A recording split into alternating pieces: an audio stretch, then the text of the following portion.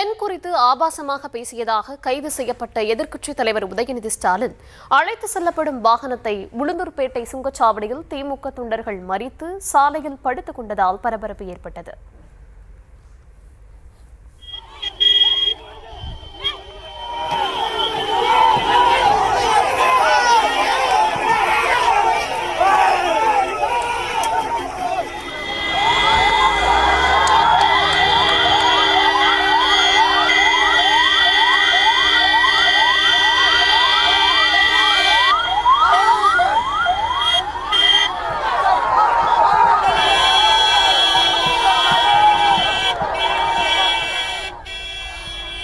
விவரங்களை தர இருக்கிறார் செய்தியாளர் சகாதேவன். வணக்கம், விவரங்களை வழங்கலாம்.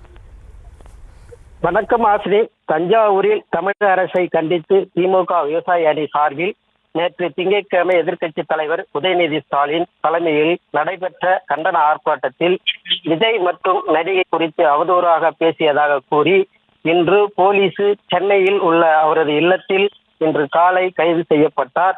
கைது செய்யப்பட்ட உதயநிதி ஸ்டாலின் காவல்துறையினர் வாகனத்தில் சென்னையிலிருந்து தஞ்சாவூருக்கு சாலை மார்க்கமாக அழைத்துச் செல்லப்பட்டார். அப்போது ஜிஎஸ்டி சாலையில் உள்ள பல்வேறு பகுதிகளில் சாலையின் முன்பு இடங்களில் கைது செய்யப்பட்டதற்கு எதிர்ப்பு தெரிவித்து திமுகவினர் குவிந்து சாலை மறியல் போராட்டத்தில் ஈடுபட்டனர். மறியல் போராட்டத்தில் ஈடுபட்ட திமுகவினரை போலீசார் கைது செய்து வரும் நிலையில் உளுந்தூர்பேட்டை சுங்கச்சாவடி வழியாக உதயநிதி ஸ்டாலின் அழைத்து செல்லப்படுவதாக தகவல் பரவியது. இதனால் உளுந்தூர்பேட்டை பகுதியைச் சேர்ந்த திமுகவினர் மட்டுமல்லாமல் அதனை சுற்றியுள்ள பல்வேறு பகுதியை சேர்ந்த திமுகவினர் உளுந்தூர்பேட்டை ஜிஎஸ்டி சாலையில் பகுதிகளில் ஆங்காங்கே குவிந்துள்ளனர். தொடர்ந்து சாலை மறியல் போராட்டத்தில் ஈடுபட்டனர். அப்போது போலீசார் அவர்களை குண்டுகட்டாகவும் கைது செய்து காவல்துறையினர் வாகனத்தில் ஏற்றி சென்றனர்.